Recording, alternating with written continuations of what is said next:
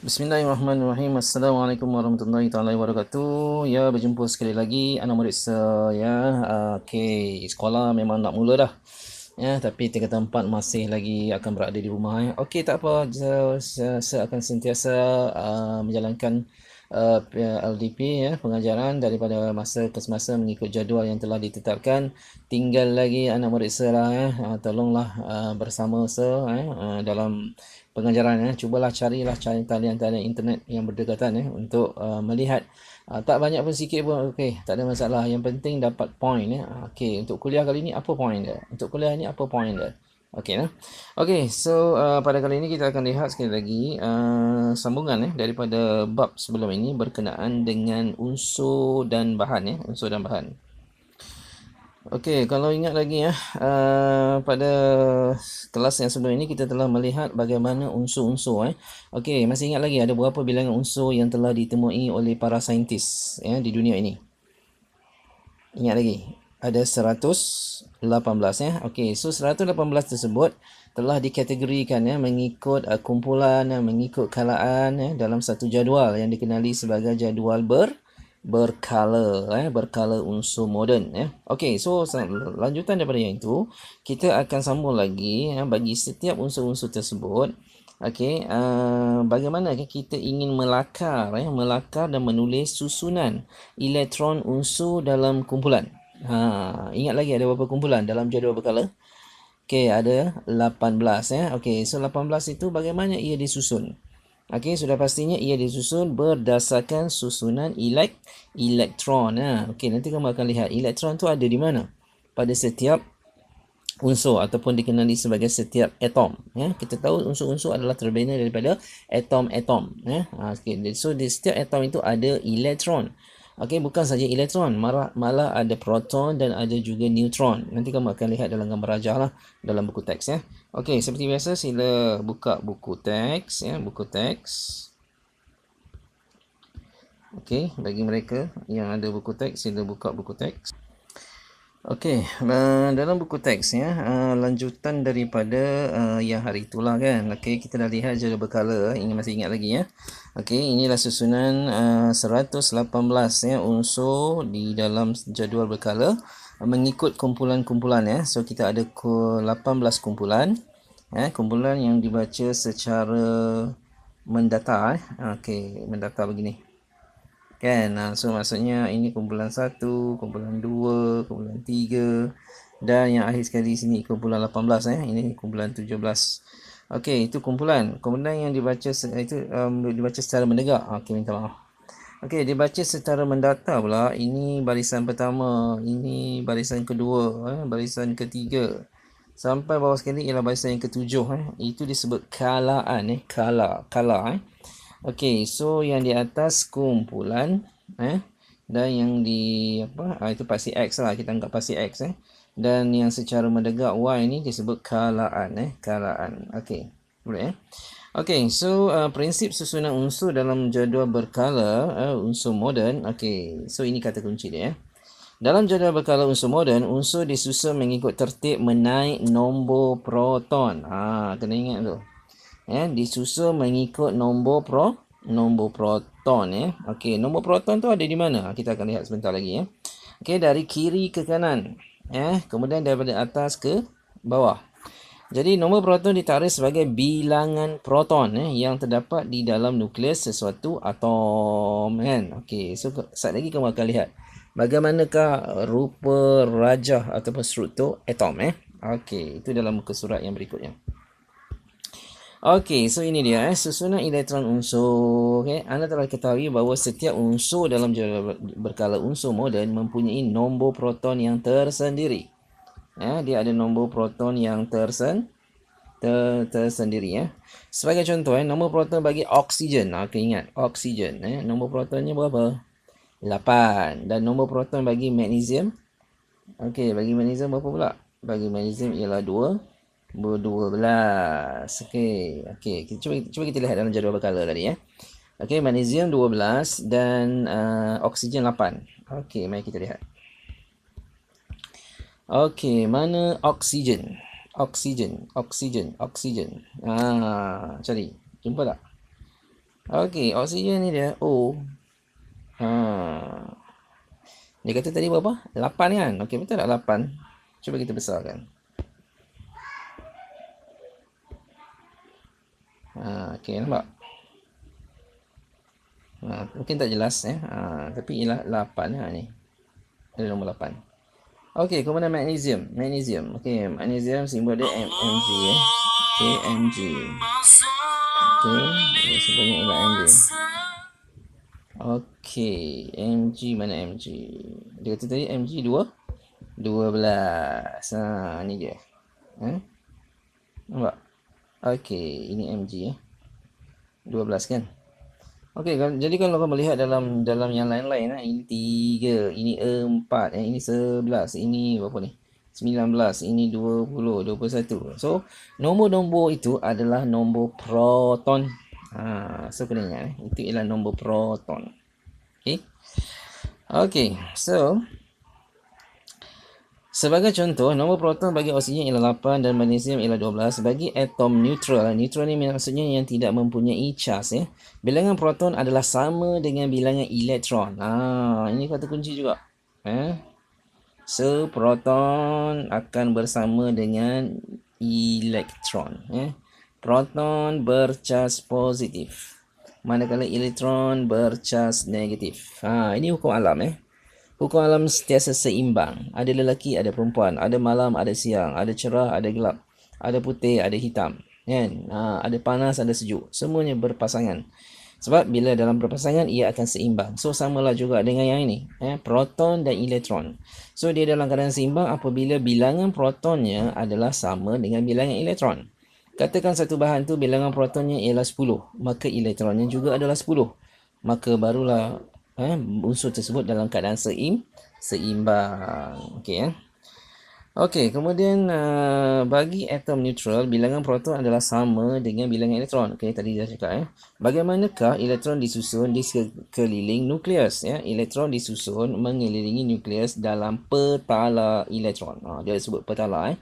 Jadi petala-petala ni macam apa dia panggil? Gegelang-gegelang. Okey, elektron akan memenuhi petala terdekat dengan nukleus. Dahulu elektron hanya dapat diisi dalam petala baru apabila petala sebelumnya telah diisi. Okey, dia ada dia punya acuan. Okey. So kalau kita lihat di sini bagi satu unsur okey, bagi setiap atom setiap atom di tengah-tengahnya ialah nukleus. Yang ni nukleus kan. So tengah-tengah tu. Biasa kita nampak hitam lah kan. Tapi kalau ni biru, tak apalah, itu just warna aje. Okey, kemudian dia ada petala yang pertama. Petala yang pertama. Jadi petala pertama bagi semua atom, maksimum elektron yang ada hanya 2 sahaja. Kecuali hidrogen lah. Hidrogen itu lain, special. Tapi bagi lain-lain unsur semuanya ada 2. Kemudian petala yang kedua pula, maksimumnya ada 8. Dan petala ketiga, maksimumnya ada 18 elektron. So dia akan disusun di situ. Okey, macam mana dia susun? Okey, kita lihat gambar aja sebelah ni dia. Okey, nampak? Okey, so kalau kita lihat ni, ini ialah unsur apa S tu. So S tu ialah sulfur ataupun sulfur lah, S kan. So tengah-tengah so sulfur. Okey, dia kata mempunyai nombor protonnya ialah 16. Okey, jadi kamu lihat 16. Lihat yang hijau tu titik-titik hijau tu. So titik-titik hijau tu adalah dianggap sebagai elektron Okey, kita lihat petala yang pertama dulu. Okey, 1 2 2 kan? Okey, petala yang kedua. Okey, kira 1 2 3 4 5 6 7 8. Okey, ada 8 kan? Dan petala yang ketiga, yang luar sekali ni. Okey, berapa? 1, 2, 3, 4, 5, 6. Ada 6 Okey, jumlah berapa? 8 tambah 2 tambah 6. Sudah pasti 16. Jadi itulah bilangan elektronnya. Sebab apa? Sebab bilangan proton bersamaan dengan bilangan elektron. So, proton kita tahu ada 16, maka elektron juga ada 16. Tapi susunan elektron tersebut mesti mengikut acuan begini Yang tadi, hukum tadi. Ya. Paling dalam maksimum 2. Tak boleh pergi sampai 3. Kurang tak apa. Kan? Kemudian yang kedua, maksimumnya 8. Kurang tak apa. Lebih tak boleh. Kan? Okey. Kemudian yang ketiga, okey, katanya sampai 18 kan? Tapi hanya ada 6 sajalah. Okey. So, itu kaedah bagaimana melakar ya. Jadi kalau kamu lihat penerangan di sini, sulfur mempunyai proton 16, maka satu atom sulfur mempunyai bilangan elektron 16. 2 elektron disusun pada petala pertama, 8 elektron disusun petala kedua dan bakinya 6 elektron disusun petala yang ketiga. Susunan elektron bagi atom sulfur ditulis sebagai, ini ialah formula nombor, formula nombor iaitu 286. Yang tadi kita kira kan, 286 yang tadi kan. So dia tulis dalam bentuk begini. Okey. Mudah je kan? Tak susah. Okey, jadi apa yang kamu perlu buat sebentar lagi ialah kamu lihat dalam jadual berkala. Jadual berkala di atas ni. Okey, kamu ambil lah apa contoh. Kamu ambil contoh apa ni? Titanium kan? Titanium iaitu 22. Okey, titanium 22. Jadi 22 ni susunnya macam mana? Okey. Jadi kamu akan susun dan kamu akan buat dalam tugasan ya. Okey, mari kita lihat ada lagi contoh tak? Okey, bagi atom-atom dengan nombor proton 1 hingga 20, 2 elektron disisi dalam petala pertama, 8 elektron dalam petala kedua dan 8 elektron dalam petala ketiga. Ini ada dia punya hukum hukum. Tadi kita lihat dalam penerangan tadi dia kata apa? 18 kan? 18. Yang ni kan 18 untuk petala ketiga. Tetapi unsur 1 hingga 20, 1 hingga 20 maksudnya yang nombor 1 sampai 20 Mana 20? 19. Ni sampai kalium. Kalsium. Ya, sampai kalsium kan daripada awal 1 sampai yang ke 20.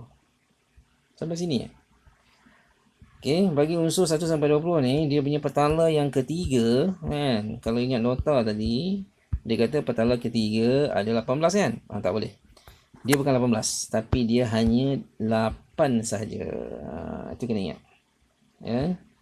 Dia kata nombor proton 1 hingga 20, 2 elektron diisi dalam petala pertama, 8 dalam petala kedua dan 8 dalam petala ketiga. Maknanya maksimum 2 8 itu maksimum. Bagi unsur 1 sampai 20 saja. Yang selepas daripada 20 maksudnya 21 dan sebagainya, okey, dia boleh mencapai 18 pada petala yang ketiga.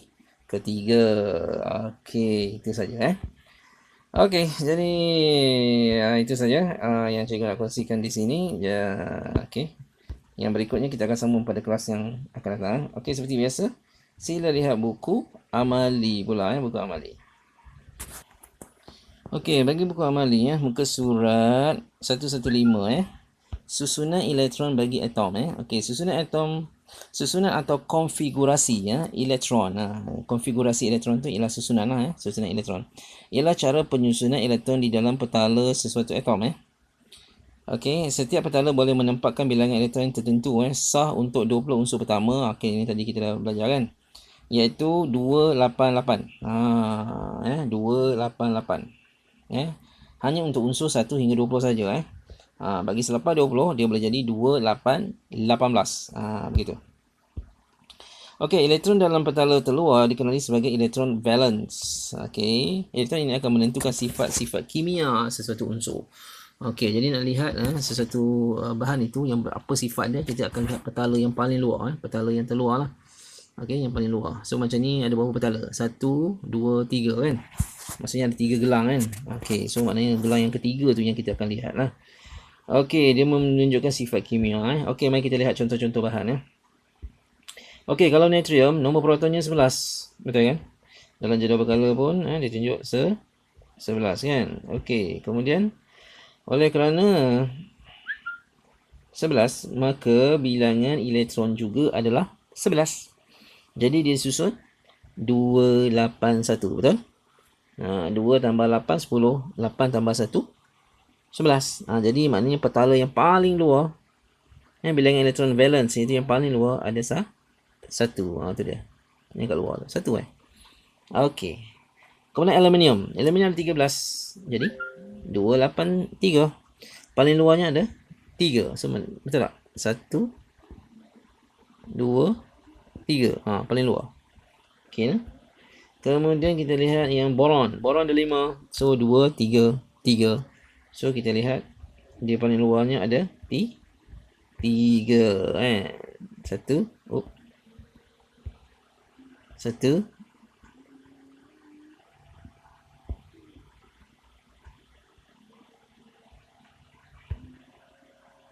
Okey. Okey, 1 2 3. Ya.